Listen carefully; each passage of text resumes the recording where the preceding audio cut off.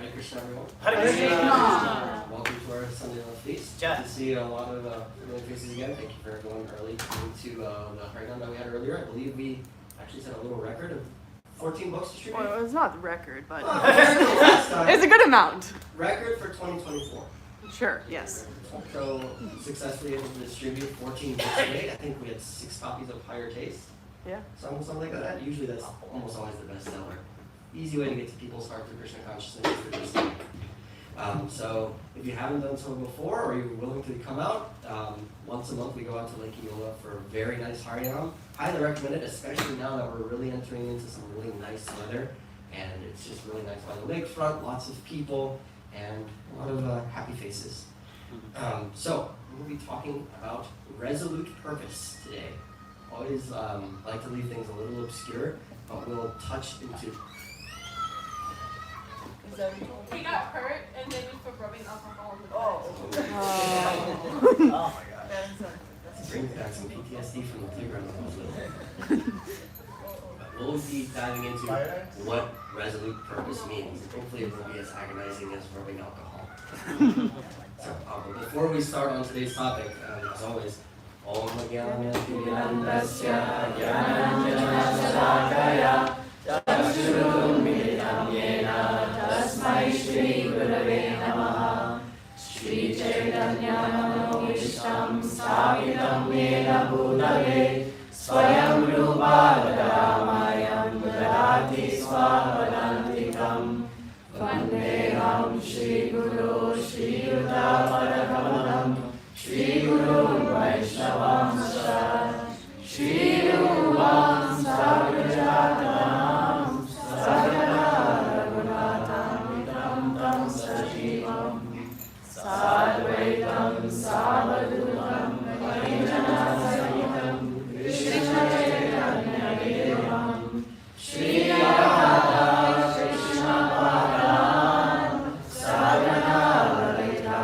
Shri Vishakam Namsha He Krishna Karuna Sindhu Dinabandhu Jagatpate Gopesha Gopika Kanta Radha Namaste Tapta Kanchana Gaurangi Radhe Vrindavaneshwari Vrishabhanu Suderi Pranamami Haripriye Vancha Kalpatarubhyascha Kripa Sindhubhya eva cha Patitanam Pavanebhyo Vaishnavebhyo Namo Namaha Shri Krishna Chaitanya Prabhu Nityananda Shri Advaita Gadadhara Srivasadi Gaura Bhaktavinda Hare Krishna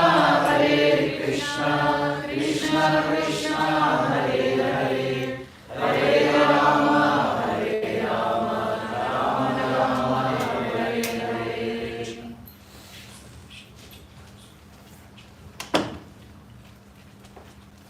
So, resolute purpose, specifically resolute purpose in Krishna consciousness. You can obviously apply the broad concept of resolute purpose to a wide variety of things, but we're obviously going to be focusing in on bhakti today. So, what is resolute purpose? We are going to be diving into this and breaking it down into 4 different components. First, we have to understand what is the path of a resolute mentality. And then once we establish what a mentality of a resolute purpose is, we have to see what are the benefits or the goals. Like, why are we doing this type of mentality? Then also, whenever you understand what you're aiming for, it's also good to identify what you shouldn't be doing or what might happen if you don't do said objects. Or in this case, what is the mentality like without resolute purpose? And then also, this is a little bit of fun interpretation at the end, how to become a redwood instead of a banyan tree. And during the discussion, we'll touch on what that signifies. So, let's first talk about the path of bhakti. And for this, we're going to have to go into the Bhagavad Gita. Specifically, we are going to be analyzing 2 texts today that will be revolving around this topic of resolute purpose. So first one, we are going into chapter 2. What is the title for chapter 2? Does anyone know? The the content of the Bhagavad Gita summarized? Content of the Bhagavad Gita summarized.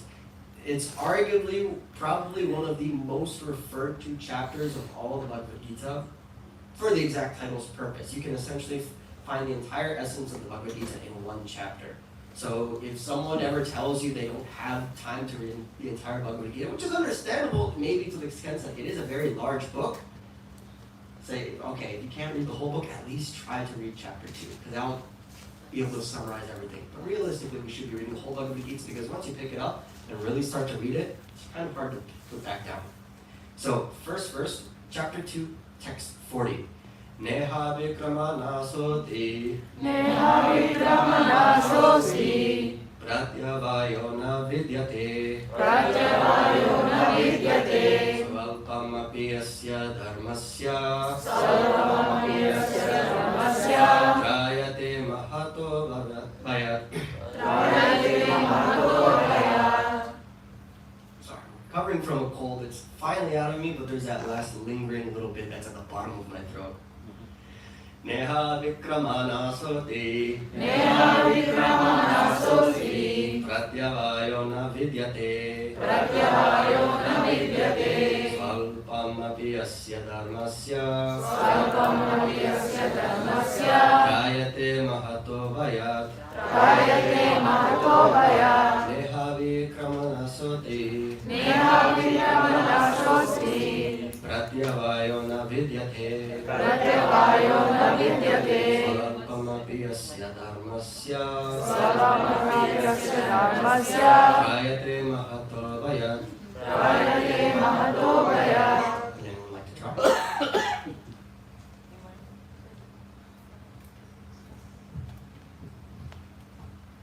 Neha vikramana sosti Neha vikramana sosti pratyavayo na vidyate pratyavayo na vidyate svalpam api asya dharmasya svalpamapi asya dharmasya trayate mahato bhayat.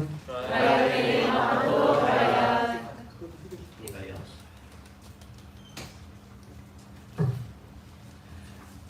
Neha vikramana sosti Neha vikramana sosti pratyavayo na vidyate pratyavayo na vidyate swalpam api asya dharmasya sarvamapi asya dharmasya trayate mahato bhayat. trayate mahato bhayat. Mataji?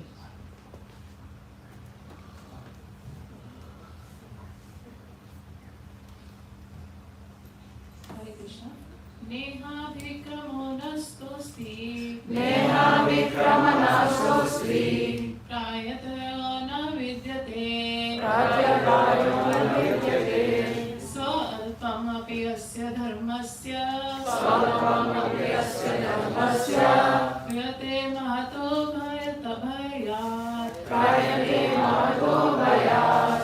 Translation by His Divine Grace A.C. Bhaktivedanta Swami Srila Prabhupada. Srila Prabhupada ki. Jai. In this endeavor, there is no loss or diminution, and little advancement on this path can protect one from the most dangerous type of fear.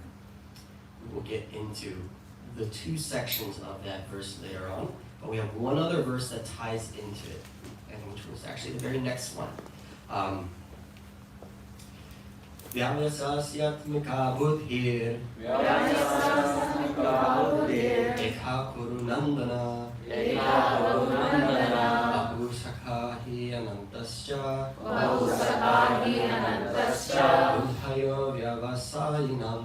buddhayo vyavasayinam. Anyone else who hasn't had a chance to read it, like a shot?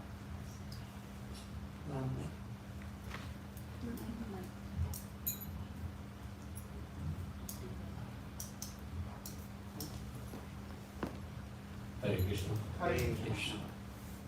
व्यावसायत्मिका बुद्धिर् Vyavasayatmika buddhir एकः कुरु नन्दना ekaha gurunandana बहुसखा हि अनस्तश्च bahusakahi anantasya बुद्धयो व्यावसायिनम् buddhayo vyavasayinam. Anything else? You don't have to. There's no pressure. Okay. Translation. Those who are on this path are resolute in purpose, and their aim is one. O beloved child of the Kurus, the intelligence of those who are irresolute is many-branched. So, now that we know these two verses, let's actually start to break them down and talk about resolute mentality. So, my first question is, what is Bhakti's purpose? Before we even talk about mentality, we have to think about why we're getting a type of mentality. So, our purpose is Bhakti. Does anyone care to share? What is the purpose of Bhakti? Any thoughts at all? Yes. To rekindle our relationship with Krishna. To rekindle our relationship with Krishna. That's a pretty good one. Anyone else? To serve Krishna. To serve Krishna. Yeah, quite simple. Anyone else? It keeps our mind calm and peace. To Always. keep our mind calm and at peace. So those are really good. It's at a very philosophical level to carry forward the journey of the soul. To carry forward the journey of the soul, yes. So, bhakti is devoting everything to Krishna. So, not just your mind, but your actions, every single thing. So, not just your seva that you do at the temple, per se, not coming just to the temple on Sundays. Everything. This even means your very breath is a service to Krishna, because ultimately, this body belongs to Krishna. So it is our duty to take care of it. I'm clearly failing at that object, considering I've only just recovered from an illness, but everything we do has to be done with Krishna in mind. Whether it's something as so simple as brushing your teeth twice a day, or even chewing your food. That also is a seva. You have to develop that mentality through bhakti. Also, in service to the Guru, you follow instruction. So we also want to make sure everything we do is service to Krishna. The way we do service to Krishna is by serving the Guru and by following instruction. Same way, for example, when I was doing my master's thesis, I didn't just go onto YouTube, watched a 10-minute video on how to type a master's thesis, and then just did it. If I did, well, my thesis committee probably would have looked at me and kicked me out of the room probably within 5 minutes. I had to work under my advisor, study properly, make sure I revised, did multiple drafts, brought it to my instructor, said, is this the correct way to do this? X, Y, and Z. And then forward through the approval of my, in this case, my guru, I was able to earn my master's degree. Same thing with a lot of master's students and PhD students. You have to follow under the instruction of somebody in order to make sure that you're on the right path and you're reaching your goals properly. So a bhakti mentality is a student mentality. You're always willing and ready to learn and serve someone who is spiritually advanced. And also you have to be focused. Your aim, like in the verse says, your aim is one. So if you've ever been to a horse race, or if you ever even just go into towns where you see people riding carriages, you'll notice horses often have blinders. Now the reason why they put those blinders in is not because the horse has trouble seeing, or it is, looks cool. There is a purpose for those blinders. When you're in a race, specifically for thoroughbred racehorses, those blinders are to block out all other distractions. The only thing that they're going to be interacting with is what they can see directly in front of them. The adrenaline is going to pump them forward to reach that finish line. And also, they're listening to their rider. Their rider is giving them instructions from the back. Same way, just as like we mentioned, you follow the direction of the guru. Your vision is forward at one focal point, giving everything you have to Krishna. But you're also, with your ears, listening behind the instructions of the guru. Come from behind you to push you forward.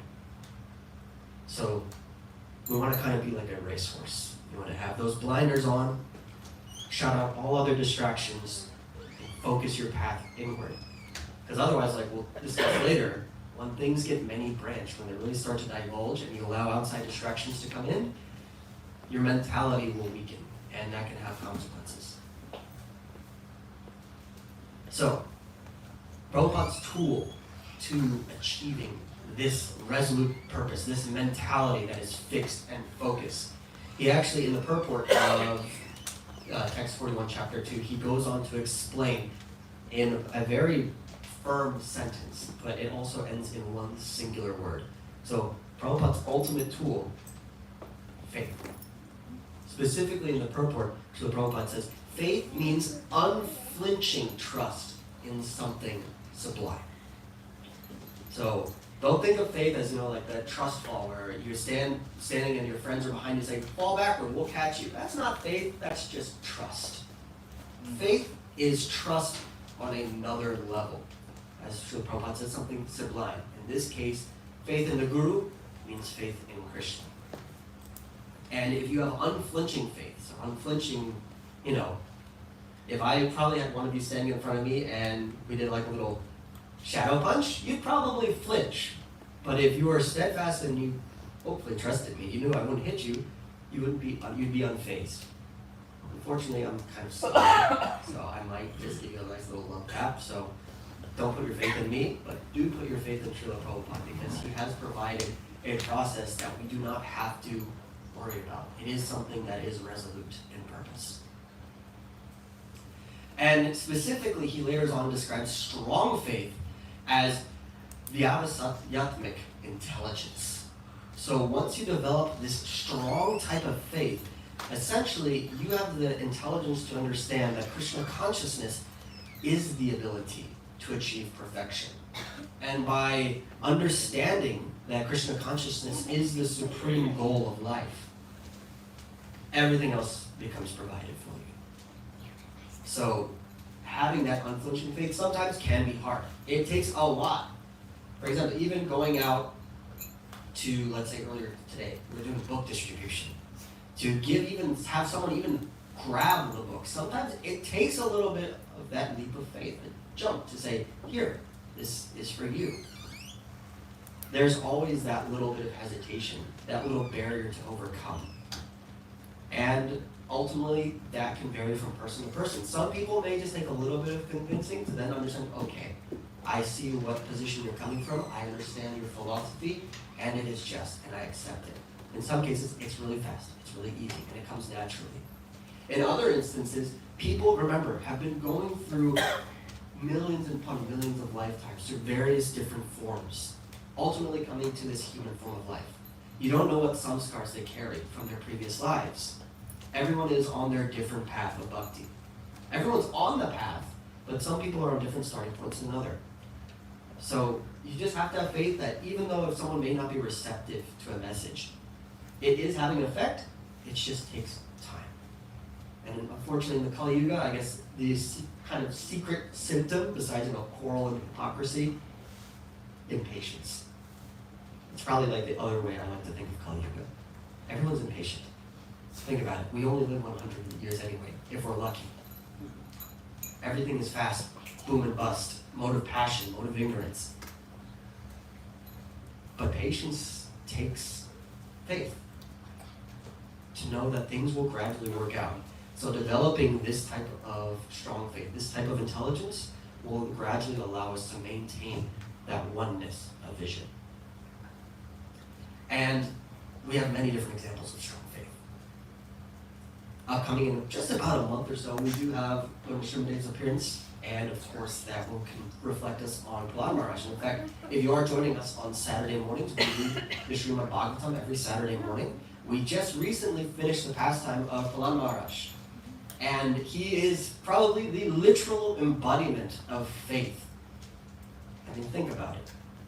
You have a small 5-year-old child, let alone everyone here with a few exceptions. I think we're all past the age of 5. But do any of you have the faith that the Lord will protect you when you're being besieged by demons, creatures, you're thrown off a cliff, you're trying to be trampled by elephants? Would any of you have the faith to say, I'm going to be fine? No. And if you do, you might want to get a little bit of a reality check. No one is really on the level of Plavana Maharaj yet. We can be, but it takes an immense amount of dedication and faith to understand his position as a devotee of the Lord. And when you do so, everything opens up to you. And remember, even after Plavana Maharaj saw the Lord, he didn't actually go right back to Godhead with the Lord. He remained on earth as a Kshatriya king of the demons. And he ruled his dynasty, and he ruled over his kingdom. But he still maintained that attachment to the Supreme throughout the entirety of his life. And that drove his life to perfection. So I'd like to really hone it in on faith, specifically as it's known as Shraddha. So in Madhya Lila, the Chaitanya Charitamrita 2262, this is from this verse. Shraddha is confident, firm faith that by rendering transcendental loving service to Krishna, one automatically performs all subsidiary activities. Such faith is favorable to the discharge of devotional service.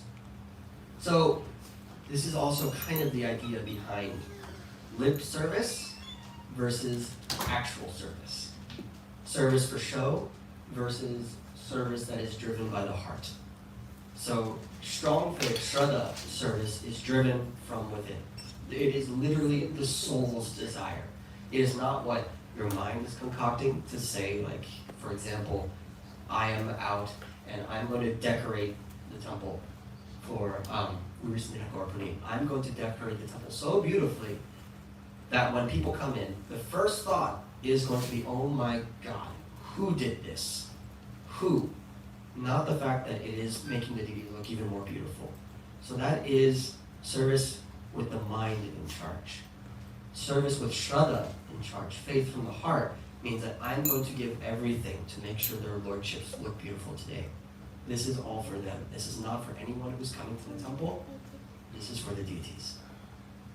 That is how you can get that devotional service, that service mood. And that's also how you can be able to do service continuously, without regret, without remorse. How many people would voluntarily, happily, with a huge smile, tears of ecstasy, hairs on end, tears just rolling down constantly, clean the toilet every day?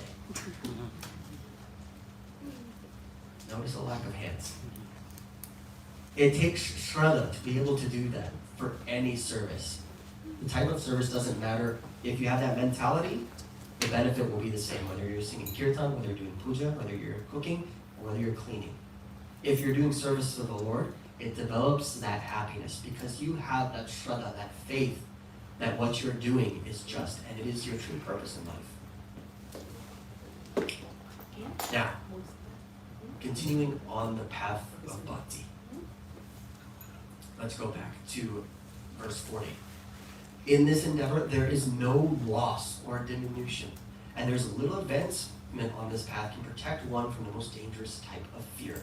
So, we just talked about perfect mentality when executing service. Everything is done through Shraddha, strong faith. You have the supreme intelligence to know that what you're doing will lead you back to Krishna consciousness and ultimately back to Goloka Vrindavan. I don't think anyone is actually a Prabhupada in this room. Unless maybe not. And then if you are, I bow down to your lotus feet. But most of us are still on the path of bhakti. We are not at the end of the path just yet. So we won't necessarily, let's say, be able to execute all of our devotional service with full unflinching faith, with pure devotion. But that's also okay. It's always very important to understand that you give your best, not the best. Because no one is perfect. Literally no one. Except Srila Prabhupada. I think that's the one asterisk you have to kind of put behind every statement when you're talking about no one is perfect, except Srila Prabhupada. So for example, let's just say I'm going back into the kitchen. No one wants that to happen. What do you think? Because I'm sure everyone actually wants to have a good prasadam dinner tonight. But I will still go back. If I'm asked to do so, I would go back and I would do my best to cook for the Lord. And I would put my best foot forward.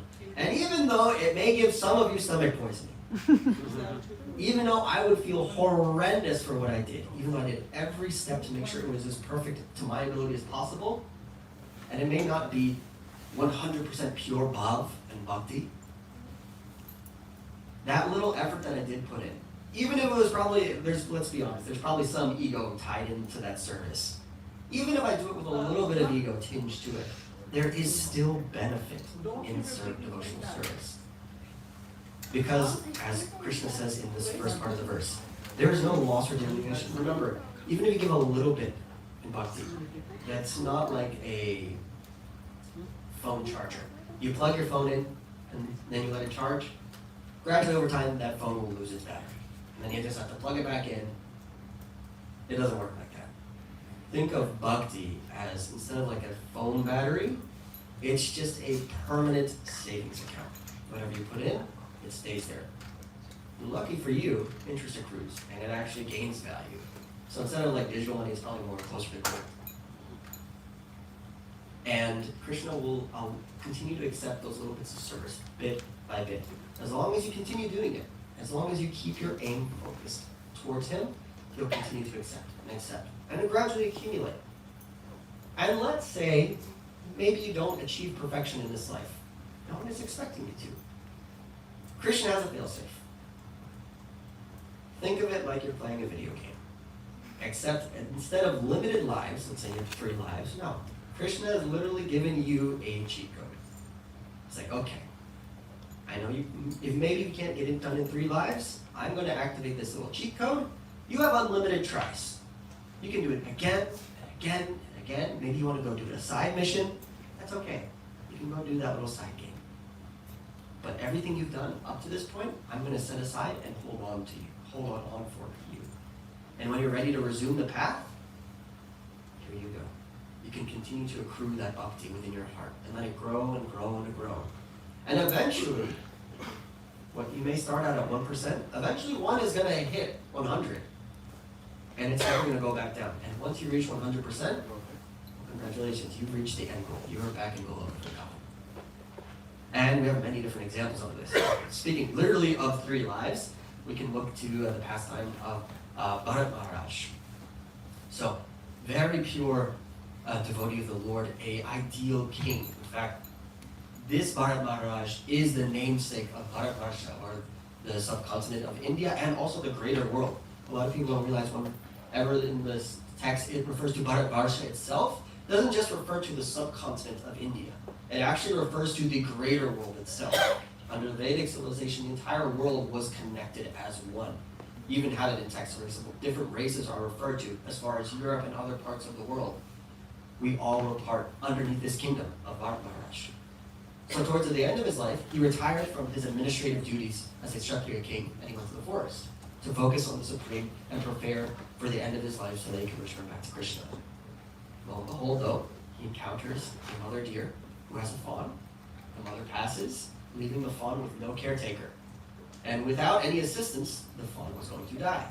So Bharat Maharaj took in the fawn, raised it, and he grew very fond and attached to it. And then lo and behold, at the time of death, instead of preparing for everything that he'd been doing correctly up to that point, doing his daily sacrifices, making sure that his mind was focused on the Supreme, he slowly tilted away more and more towards the deer.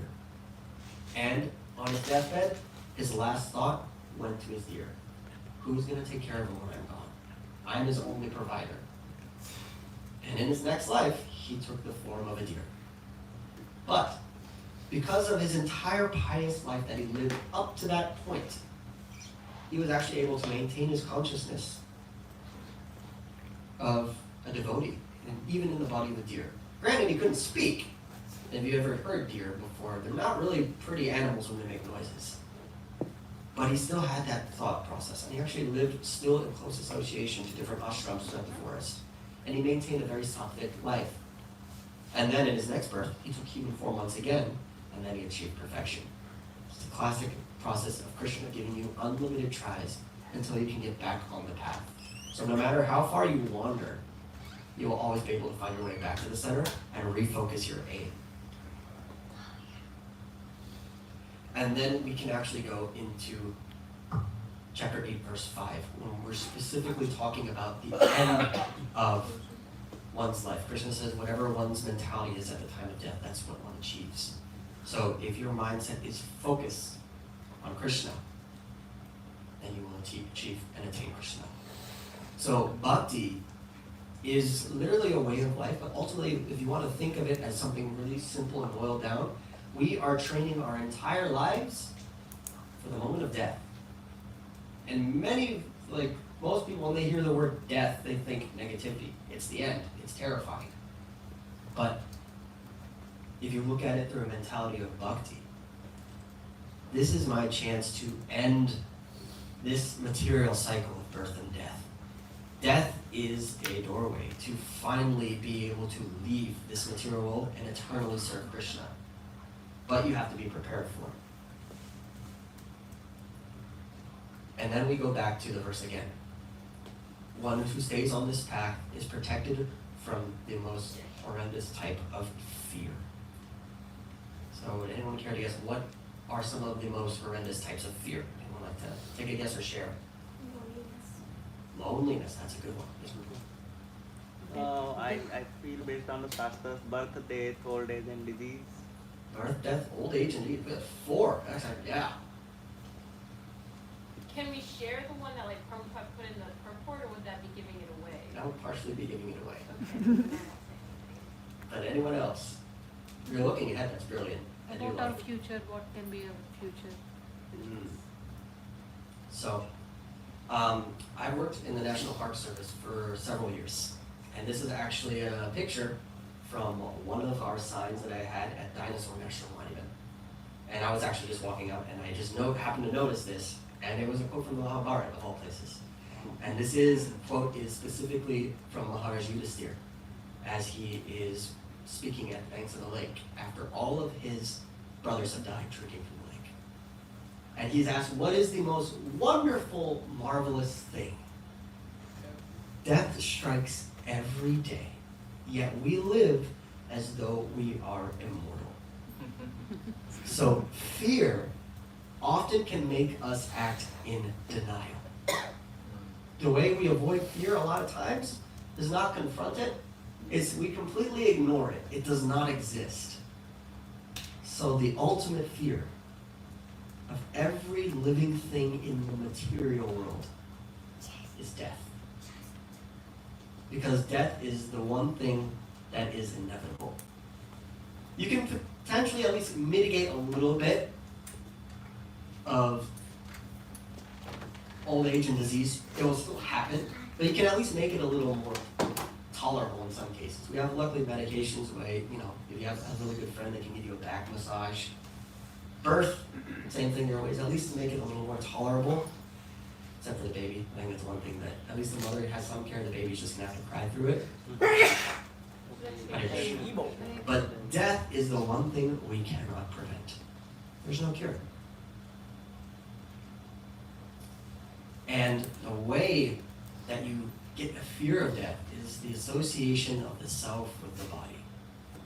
And that drives every other type of fear.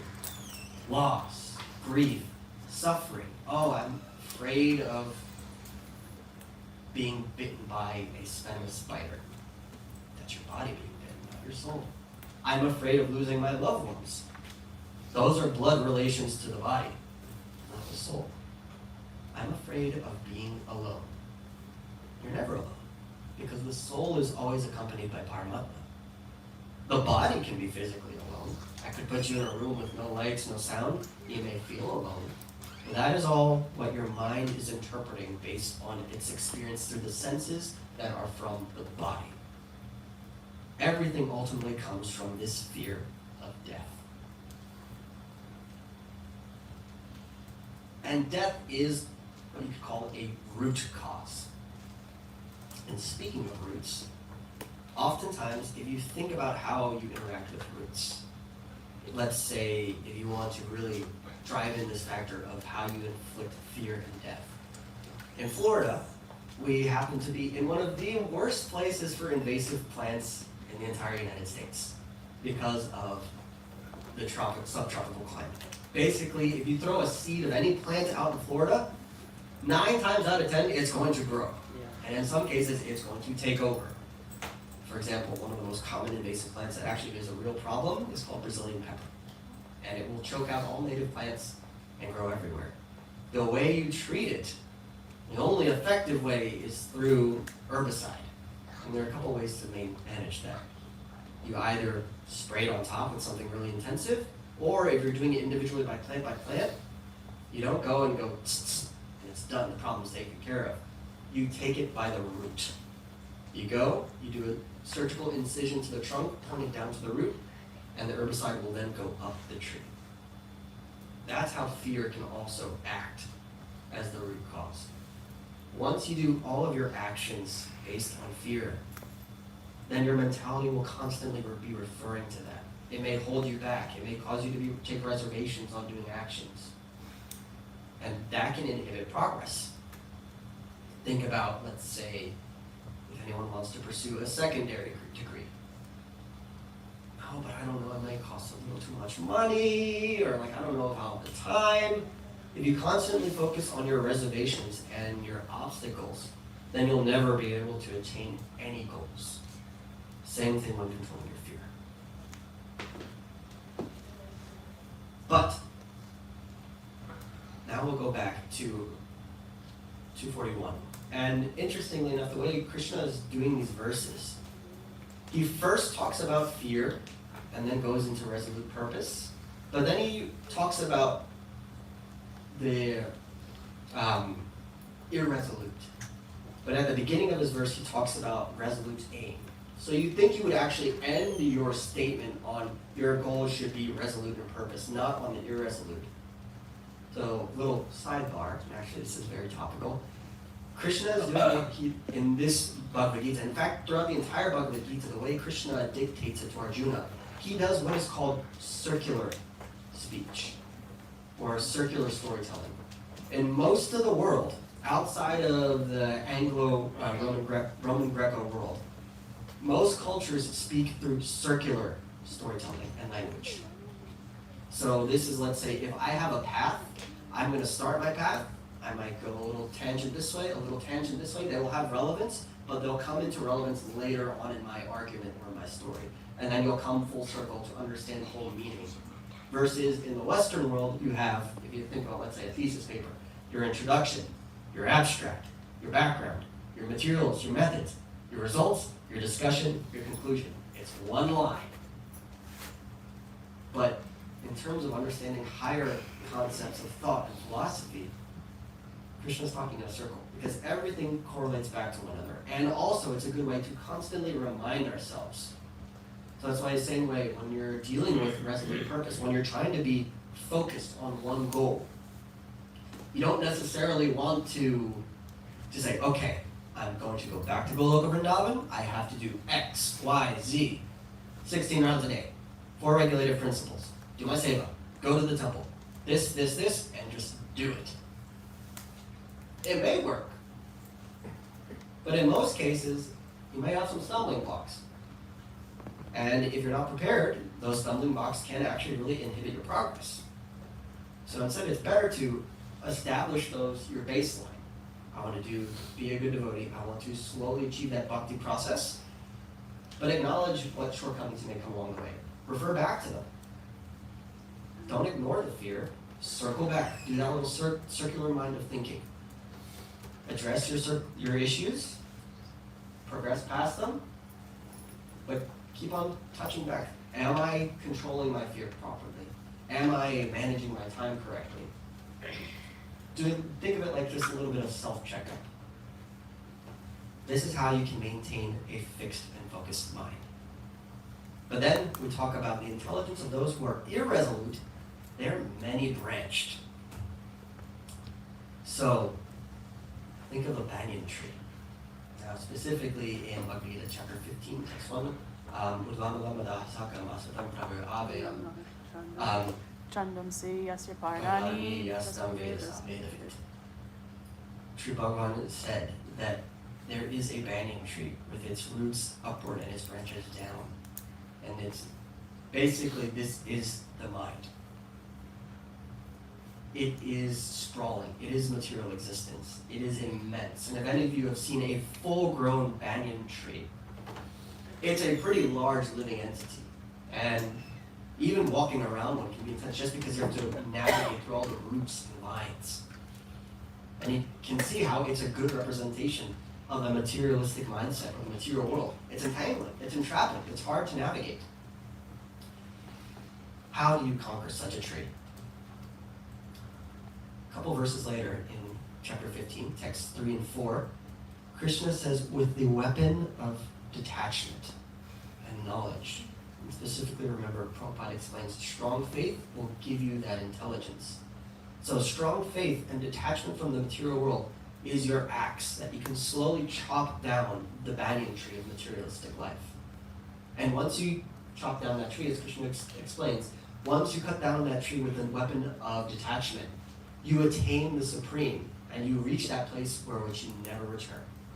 I.e., once you've conquered this banyan tree of materialism, you return back to the spiritual abode where Krishna resides, and you have basically reached the end goal, and you have reached 100% in your bhakti.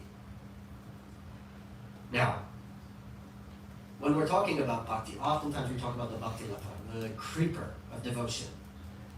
Have everyone seen a creeper before? What can you describe the plant like? It's dependent. It's dependent, very good. So when you think about the creeper that is growing in your heart, obviously it first starts out as a seed. And then as the seedling pops up, you'll have the two little leaves, which are called cotyledons. Those are the first baby leaves that will start to soak in whatever light it gets. And it can grow in even relatively poor conditions of light. So think about this when your bhakti is just starting out. You're just starting out on this path of devotion. Even if it's a little shaky, and you're not constantly giving it the light it should be getting, that plant in its infantile state will still take whatever it can get, and it can still grow. Because seeds, everything a tree needs to be, at one point was inside a tiny little seed. Same way, like no one in this room is a material living entity. Everyone is spiritual because we are the soul, we are not this body. So ultimately, everybody in this room has the potential and is spiritually pure. You just have to nourish that creeper to come back out. And at the start, it's okay if maybe you're not giving yourself 100% immersion in a pure bhav state. Your little creeper will understand and gradually start to grow. Now, if you nourish it more and more and give it more light and water, that creeper will grow more and more to the point where it will start to develop as a vine. But now we come to the point of where you want to be a redwood tree versus a banyan tree. So as I mentioned, I worked in national parks for several years. One of the more famous national parks in the country is Redwood National Park. Out in California, you also have Sequoia and Kings Canyon near Yosemite, where you have the largest trees in the world. These trees are hundreds of feet high. I have seen trees as wide as this room. It takes 40 people to surround them. So they are massive.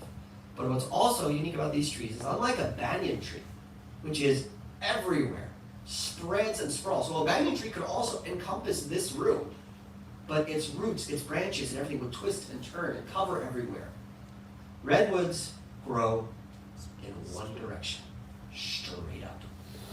And they form a massive community as well. In fact, they're also linked underneath.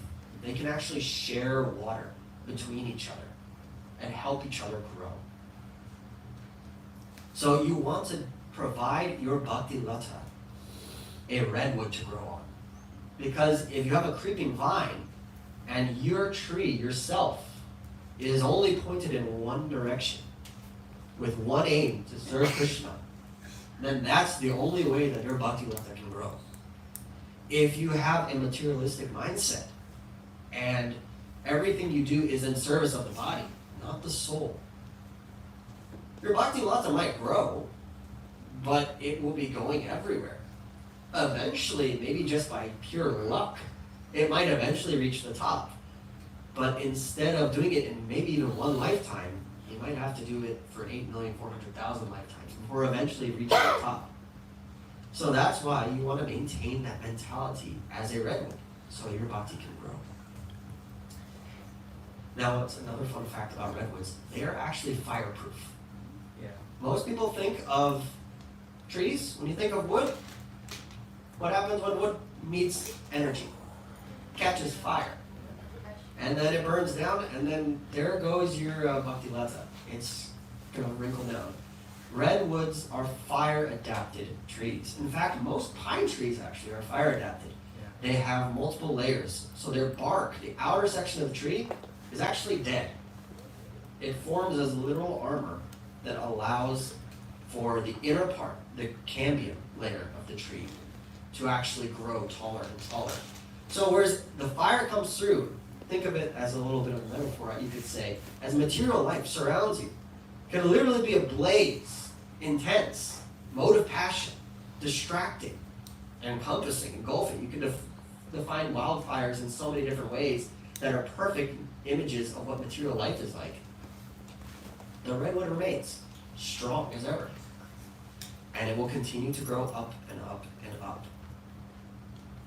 Same way. Be a redwood. Be resistant to the world around you. Acknowledge it. Obviously, the redwood has put in these defenses to protect itself. So it's not that you ignore the material world when you're aiming yourself towards one purpose, back to Godhead. You're still acknowledging the world around you, but you're putting in safeguards to keep yourself intact so that everything can continue on the path you chose for it. And in some cases, even redwoods are not invincible. Sometimes they will fall to fire. But then you just have to remember, Krsna activated that little cheat code for us. You have unlimited lives. And even at the end, something can rise from the ashes and grow again.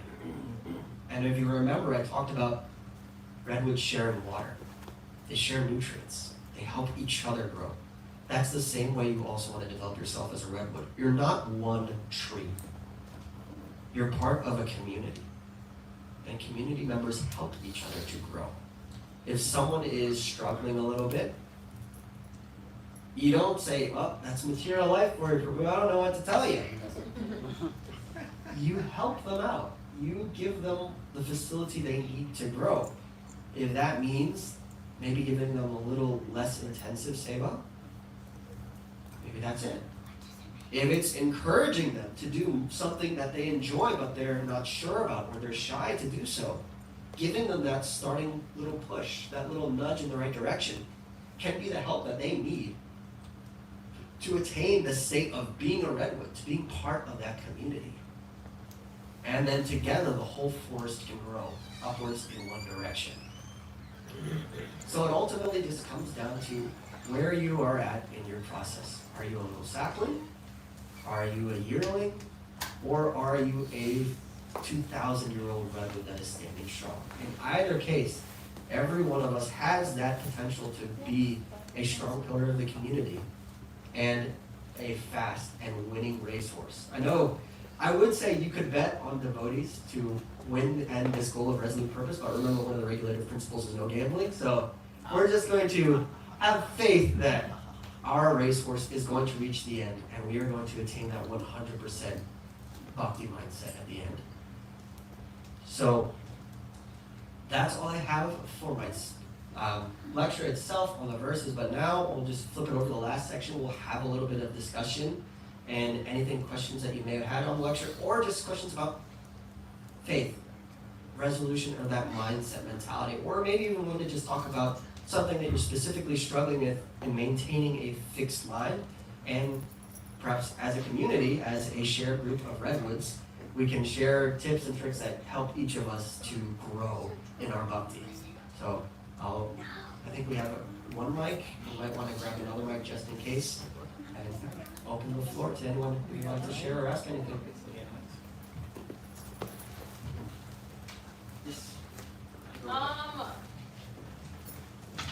So performing services with the faith helps grow your bhakti, and of course, like starting off, like the bhakti or the services will be tinged with like different anarthas that you may have. But I guess as you get comfortable with doing your services, doing chanting, and you just get more comfortable with it, will progress still happen, or do you understand what I'm Yes. saying? Okay. So, my Guru Maharaj gave me a good anecdote for talking about progress. specifically in regards to initiation. Basically, when we're on the path, and let's say in this case, being initiated devotee and constant, being fixed in your seva, he alluded it to like you're driving on a road.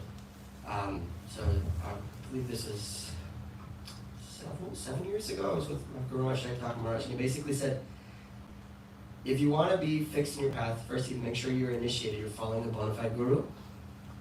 If you're uninitiated, you can still focus on your tasks, do what you want to do. But let's say you're going from point A to point B, and you are on the back roads. You might have a good path at the start, but then you might switch to a gravel road.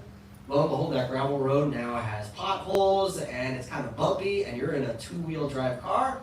You might get stuck, you might get a flat tire, you have to get that fixed. Eventually you might reach your goal. Being initiated means you're actively serving your guru.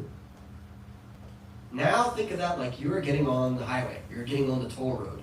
You get to go onto a nice, well-maintained road that has been traveled before by others just like you, that is an established route, and you'll get much quicker from path A to path B. So one way to, at least in terms of doing those things and maintaining progress, if anything, the further along you get in the progress, the easier it gets, the much faster, the much quicker it gets. In some cases, it may even become second nature. To use a personal anecdote for myself, before I even got initiated, it was kind of hard for me to maintain 16 rounds daily. Like I was able to do it, but it was a slog. Like I just had to sit down, do it, so maybe go on a walk, do it, but make sure I get all of my rounds done. It took time, to the point where literally the only way I was actually able to maintain 16 rounds with ease, it wasn't the classic, I just went to the deities, I prayed for, firm faith in my japa so I could do it.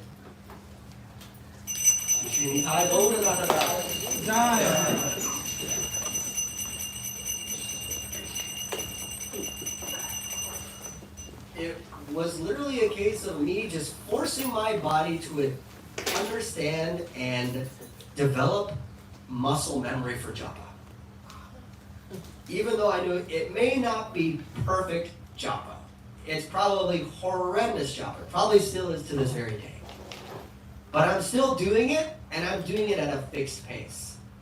And eventually, over time, it became a lot easier. Just because my body at least was able to do something mechanically at an efficient rate. So sometimes it just takes doing something that may be difficult for you or struggle with, just slogging through it and doing it to the point where your body gets adjusted to it. Sort of the similar way where, so I'm Bolivian, and when I go home to see family up in my capital city of La Paz, for me it's fine, because I have a larger lung capacity. I'm used to the higher altitude where there's low oxygen. But for some people, for example, when professional soccer teams go to play the Bolivian national team in our capital city, most of them have to arrive a week or 2 weeks in advance just to adjust to the lack of oxygen and get their lungs through it. Doing training drills, breathing exercises.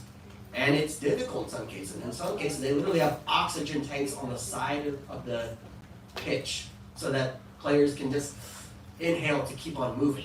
But they still do it. And eventually they acclimate and they can play. So it's kind of the same way. In some cases, for some services, you just have to, if it's a mental block, battering ram through it and just do it. And also accept that it may not be ideal, but if I keep doing it and keep doing it and keep at it consistently, eventually it will become much easier. Does that make sense or kind of answer your question? Yeah. Okay. Yes. Hare Krishna Prabhu, I think so nice class. I think the main key takeaways I would like to say here is Bhakti's purpose. Topmost the key takeaway for me was devote everything you do to Krishna. This is something a work in progress, I think. But the main key takeaway for me in the class. But I really like the example of your redwood tree forest. The way the community grows and then they share the nutrition underneath. The way you're linking with the people who are sitting in the room and then the way you're correlating. really connected very well. And thank you so much for the presentation. I think you must have taken a lot of time in preparing it. Thank you so much. That's I guess the one secret of a park ranger. I can make a presentation look really good when I may not be an expert at all. And that is very much the case. I know there's probably every other person in this room is probably much more qualified than me to give a class, but thank you for the encouragement. Good job at being a redwood. So that's exactly how, also probably arguably the most important seva you could do. More important than worshiping the deity, cooking for the deity. What's the most dearest thing to Krishna? His devotees. So by taking care of his devotees, that brings out the most pleasure in Krishna. That will make him the happiest. And if Krishna's happy, you'll remove obstacles. You'll make your path easier. Sometimes. If he really knows that you have that strong faith, he might actually test you. And there's a lot of cases where Krishna will actually test his devotees and throw horrendous hardship on them just to test their faith. And in that test, those devotees, instead of saying, oh, why is Krishna doing this to me? They ask for more because it only hardens their faith. Think of Sudama Brahman when he's living in absolute poverty, and yet he is an absolute pure devotee.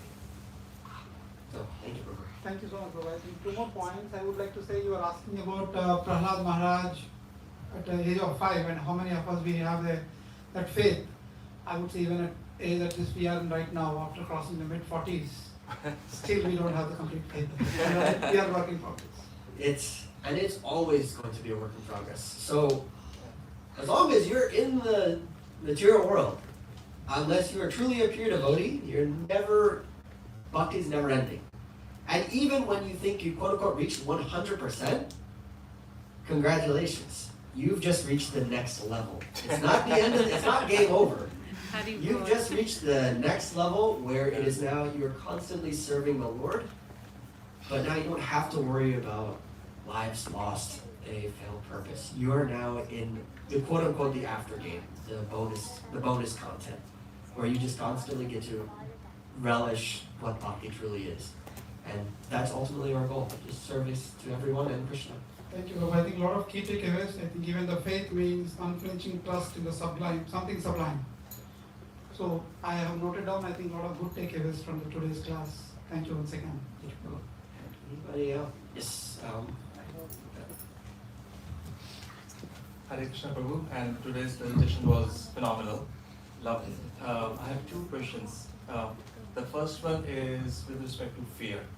So you did talk about fear and list down the fears. So there was one saying which my professors told me before, and my sports teacher said the same thing before, is the only reason why we have fear is to discipline your mind. But it's not the other way around. If your mind is disciplined, then you don't have to fear. Does it also apply? And the example which they gave me that if I'm fearing of the exam coming up, that means I have to discipline myself to study well. But if I'm studying well, then I don't have to worry about the exam coming up. In the same for spirituality, like if I have the fear of death, but if I'm on the right path, do I have to fear death? In that case, what Prabhupada listed the fears, do I still have to keep those fears in my mind? Yes and no.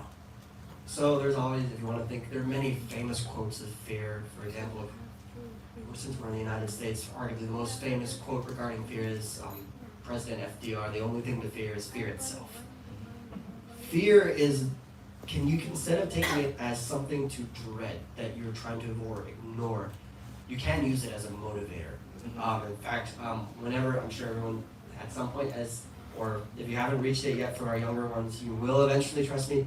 Yeah. Performance evaluations are going to be a mainstay in your life as long as you're working. Yeah.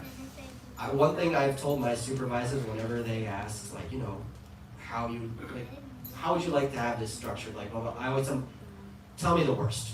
Sure. Things that tell me, I don't care about all my accomplishments because I know what I did right. Tell me my failings. Correct. Tell me what I did wrong. Tell me what I have to avoid. I like to build off my success solely off of failure. I like strong criticism because from that I can really grow. Kind of think of it like when you're making a garden. the best thing to do is just nurture your soil with compost. Correct. Your compost is literally discarded vegetables, banana peels, trash. But from that, something really beautiful can grow. Same thing with fear. Specifically, think about death. Death, for a lot, like I mentioned, it's the end game. It's terrifying. But you can also use it as a motivator. Correct. Specifically in the Kali Yuga, our lifespan, like I mentioned, 100 if we're lucky, probably less, realistically speaking. Think of that now as like a timer. And ultimately, also at the same time, death can strike at any moment. That timer isn't even fixed. Yamaraj, when counting our breaths, he doesn't give everybody the same number of breaths. Yeah. And who's Yamaraj? The god of death, or also the god of dharma. So he's just. When you're thinking about your time on earth, don't think about how much, okay, I might die, let's say, I want to live until I'm at least 90. So I got X amount of decades to live my life, do this, do this, do this, do this, set aside this for my family, set aside my empire. That'd be nice. It's not guaranteed. But what guaranteed is that date of death is coming. So instead of just being fearful of it, preparing for the quote-unquote worst, prepare for the best. Every bhakti, like I said, is training basically your mind so that at the time of death, your sole purpose is to serve Krishna and Guru. So it's a motivator. It's a way to keep on your toes. Obviously, you don't have to stop every minute. Am I thinking about Krishna right now? Well, you are, obviously, by asking that question, but it should be subconscious. Because remember, the mind is not just your conscious and subconscious self, it's everything about your entity. Every single component should be focused on Krishna. And if you're focused and your entire entity is evolving around that, same way where I was talking earlier about muscle memory. Basically, you want your body's muscle memory to be Krishna focused. So that just constantly takes discipline every day, and that following regulations and rules that are set aside by those who are from a spiritually advanced position.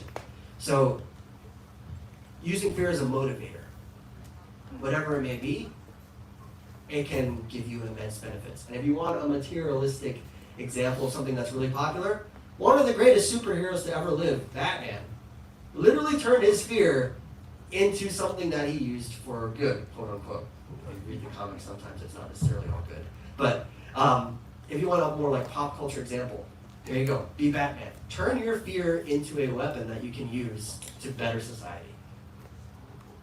Prabhu, the second question, thank you so much for such a good explanation. Really like it. My second question towards the redwood. So that image and everything was very wonderful, and the way you narrated it imprinted in my mind. But the question which I have is, as you said, the fire, it's a fireproof, and when we visited Muyur and other places, they did talk about that fire is essential for them to have a longer life. Exactly. So if there is no fire, the longer life may not be well defined for the redwood. Now, using the same terminology which you used for our life, is material world also essential for us to have a better spiritual growth? This may be controversial, but yes. So if you think about it in terms of, let's specifically start off with just the Bhagavad Gita. Yeah. Krishna starts the Bhagavad Gita, his first address, basically the whole first part of his phrases to Arjuna is like, what are you doing? You've given me all these beautiful Brahminical explanations about why you should not be fighting. Be a very nice sadhu. Let everybody live. And he just calls Arjuna out. He's like, why? You're a warrior. You're a Kshatriya. Do it. And then he goes on to explain the entire Bhagavad Gita. And then ultimately he says, I have given you all this information. Do with it what you will. Stand and fight. So he still encourages Arjuna to act his material life out. And that's the whole point. You want to be in this world, but not be of it. It'd be great to say, you're going to start feeling your stomach growl within maybe an hour. You'll probably die of dehydration. Realistically speaking, let's be real. We're in Florida, you'll die of heat stroke. Your body doesn't take care of itself. Yeah. Krishna gave you intelligence to use it. How can I facilitate this material world to keep this body alive? You have to engage in work. There's no dancing around that fact. You have to work. That does not mean you have to be engrossed in your work. Do what you do to need to basically take care of yourself and take care of those who are dependent on you. Duty, you have a dharma. Now, that can be a very difficult line to cross sometimes, because then obviously if you look at the entire world around us, they're doing that great. They're taking care of themselves perfectly fine. And then they go overboard a little bit. And then that's where they become a banyan tree. It's like, okay, I'm going to put a root down here because I've got my trust fund over here. I've got my Airbnbs that I'm managing out in the Caribbean. I've got all these little things that I'm just kind of rooting myself down to earth for. You're taking care of yourself, but then you're also causing more problems for yourself at the same time. So this is, I guess, to quote one of my old research partners, C's get degrees. So do what you need to do in the material world to pass. To be comfortable, but not to go over the top and above and beyond. You want to go over the top and above and beyond in your spiritual life. Okay. You want to do not the bare minimum in material life, but enough to make sure that you have enough to take care of yourself and your surroundings, but not to the point where it's just going to cause additional stress. Because with more stress, more problems arise. Well, in the material world, what's the only way to quote unquote deal with your problems? You throw more money at it. How do you get more money? You work more. You see, it's a positive feedback loop. Correct. So make sure, by all means, material life is necessary. How you use it, that's where you have to draw your lines in the sand. Thank you, Prabhu. Thank you. Any other questions? Hare Krishna Prabhu, really nice class. Presentation was marvelous. I like how you use your background to give the class with trees and spiritual knowledge. As you mentioned, Yamraj is the Lord of Death, and something came to my mind. Like every time the sun sets, it's like, what's that? Are we thinking about it like that? So, because everybody has like a certain amount of time here. So every time the sun sets, it's like one day less, one day closer. And we don't think about it like that, like it's one day less I have to spend thinking about Krishna or, you know. But that's just a thought. My question is, you mentioned the redwood trees develop the defense with the bark, which is good, like, but in Krishna consciousness, for each devotee, can you give like examples, how can we develop the defense with relation to Krishna consciousness, and like how can we apply, or like, you know what I'm saying? Yeah, so let's think about, in sense, we were out on Harnell today. You're out there and you have so many distractions that are going on. You have people walking by playing music, you have people on the side selling their music, you have vendors, people back and forth, on their phones, eyes up, jogging with their pets. So many different things going around. It's a lot of stuff that your mind, your senses are taking in. Kind of like a sponge. Sometimes you literally just have to, like, you know, if you're trying to wash something but you want to clean, take your sponge, squeeze it out. People have everyone is different in their ways to clear their mind. In some ways, it's engage in something that helps you focus. So obviously, when you're out on Harinam, let's say you're going out from the Kirtan party, going to distribute books, give out prasadam. Do that for a bit, but you notice it's starting to get overwhelming. Come back to the Kirtan. Basically, come back to a little small sacred space to block out the outside world. So when we're out doing Harinam, obviously, giving books and prasadam away, you're actively interacting with people outside. And they may give, you know, back and forth conversation. Their part of the conversation may be completely irrelevant and have nothing spiritual whatsoever. Push through it. But come back to, think like the little charging station at the Kirtan. Constantly back in the Kirtan. Something to, quote unquote, literally drown out the material world. So that's one way. It just find something that helps situate you in bhakti. Whether it's listening to kirtan or participating in it.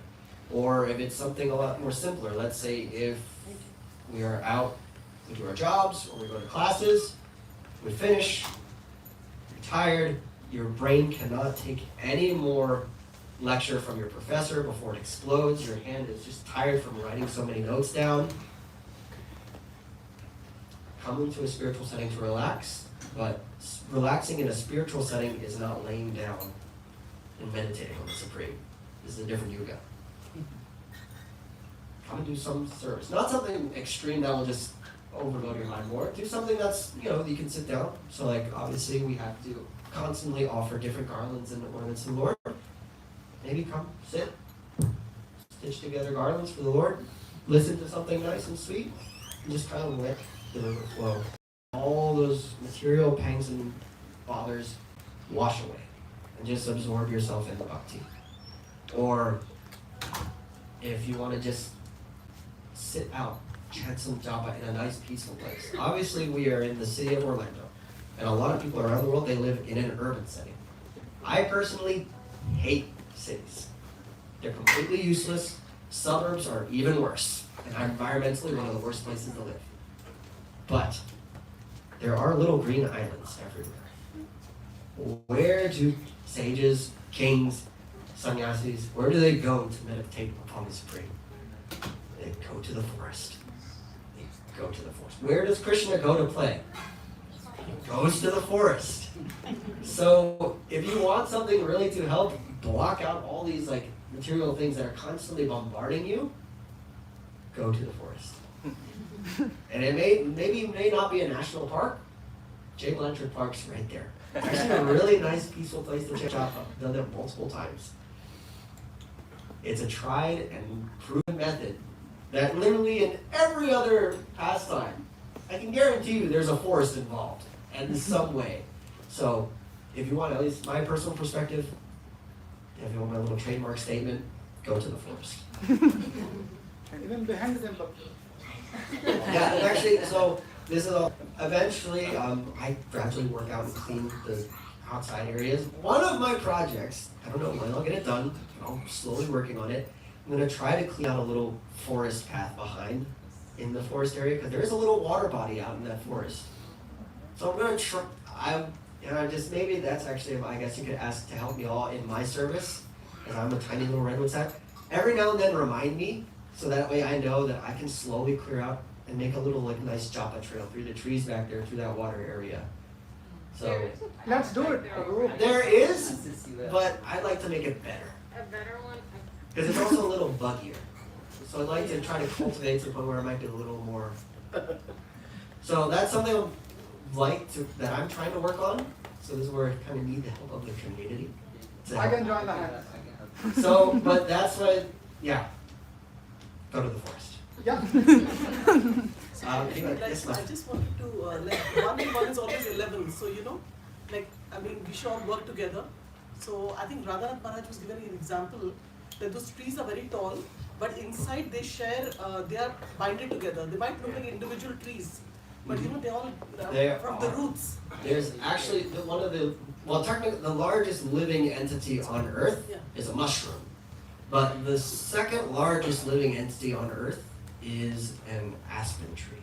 Wow. So aspens are a type of tree that grow out west with a beautiful characteristic white bark, green leaves, and in the fall the leaves change to a brilliant golden yellow. Wow. Out in Utah, the Pando National Forest, there's one tree that covers, I think, roughly 10,000 acres. Because the trees, they clone themselves. So they're underneath, root goes, pops up. Same way actually that strawberries grow.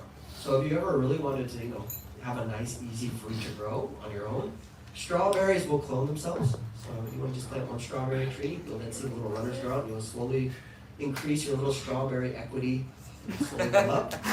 But the same way, like aspen trees will do that. If you have one aspen tree, it'll grow, shoot will go out under the ground, pop up another tree, the same tree, and it looks like there's two. And it just constantly spreads out, and they share nutrients. They all help each other because they have one goal: grow. Prabhuji, I want to add one thing to this question. I was hearing a lecture from Srila Prabhupada, and he mentioned that in the material world, when we do jobs and different things, we should like not work more than 8 hours. I think it's in the Bhagavatam too. Not more than 8 hours. And then he mentioned that just to keep the body and soul together. So we're not like accumulating things here in the material world, because eventually, like you mentioned in the class, we can die any moment.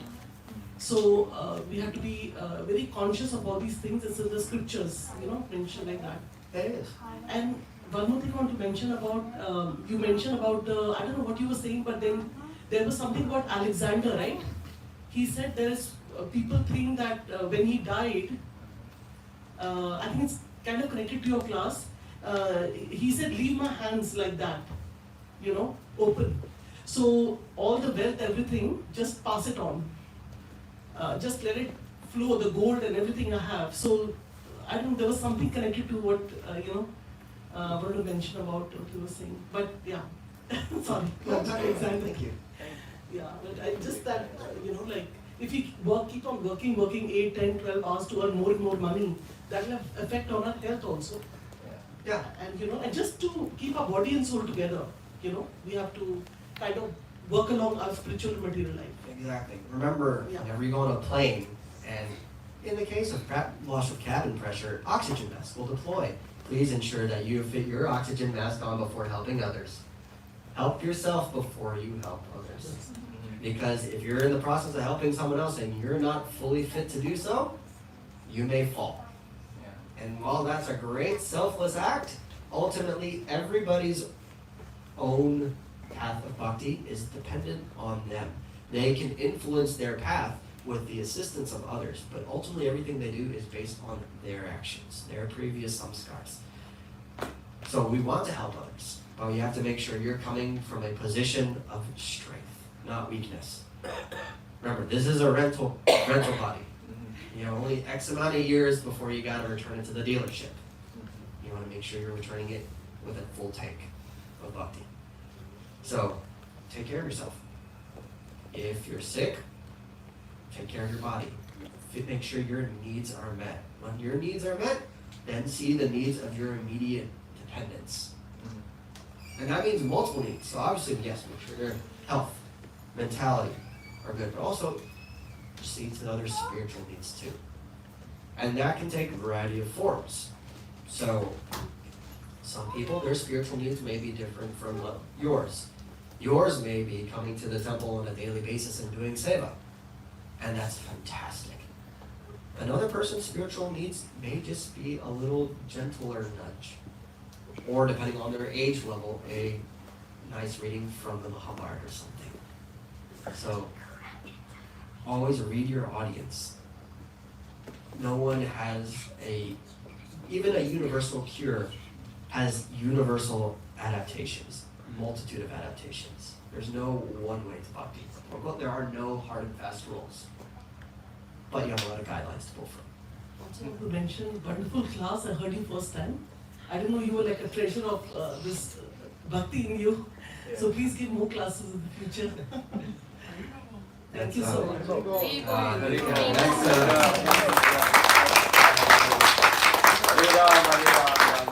I'll probably be just the last time before Prabhu has a rascal like me on stage. But anyway, we still have 5 more minutes before the curtains open. So if any other, yes, ma'am. No, I was Take pointing. this mic. Hare Krishna Prabhuji, I always see how humble you are, and all of that came through your lecture, and now I understand what is the foundation of all your humility. So much Shraddha in you, you're filled with that. Thank you. And you really pinned it for me. You pinned it. I was thinking, what is the reason why I get so many stumbling blocks? Why do I face so many of them? And I try to remove some and they keep coming and they keep sprouting. So you pinned it for me, thank you. And there is a saying, you gave up too quickly. You gave up too quickly, right? So when a fear comes, and in the form of stumbling blocks, we experience the fear inside us. That fear is keeping you from going forward. And I wanted to ask, like, where is the origin of fear? And you said it, Prabhuji. You answered my question actually. And so many people answered all my questions. But here again, let me summarize all the questions and ask it as my question at the very end. On the path of bhakti, going near Krishna, one facing these hindrances, one facing these fears, how would we even know that it is a fear that you have to really encounter and get through it? Right? How do you know that it is fear that is keeping you and still get through it? Especially on the path of bhakti yoga is what I'm asking. So now we can, this I guess this probably could even take a longer time, but I'll try to make it short. Now you have to discern what is an actual fear versus what is just a nuisance. So if you think about, let's just say, move aside the animal or the human mentality. We're just going to think pure animal instinct. The fight or flight response. That's what fear will trigger. Are you going to fight? Or are you going to run from it? Are you going to face this problem? Or are you going to flee from this problem? If it's just a nuisance, you'll tolerate it. You may deal with it, but it may not have that priority. So let's just say I am chanting my japa, and there's a police siren chase going on down the road. Sure, I might hear it. It may be annoying to hear every other minute, like a loud siren whirring by, but I'll tolerate it. But there's not really a fear, something I'm worried, like, oh no, I can't focus on my japa because there's a noise in the background. Versus, I can't chant. I'm not gonna be able to finish my rounds like I told my Guru Maharaj.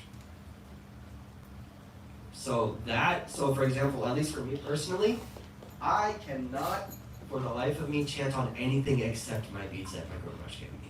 I've tried, it actually happened once where I accidentally left my japa bag in New Vrindavan for 24-hour kirtan, and for a week, I had to chant on a pair of loner beads that I just borrowed that I used for my Bhakti Yoga Club when I was in college. Like the little neem, plain white as day, never seen the light of the sun, japa beads. And it was a throwback to when before I was initiated, an absolute slog. It took me 4 hours to complete 16 rounds. And I was terrified that I lost these. Because if people ask, what's your most valuable possession, blah, blah, blah, like to say, my children, my car, my house, this. Because this is what my Guru Maharaj gave me. So I was terrified. Luckily, a god sister found it and said, I'll hold on to it for you. And then I was like, okay, I'll be able to come up next weekend. I went up, found them, japa returned back to normal. But that was a primal devotional fear, not being able to attain. So it's just discretion between what is a nuisance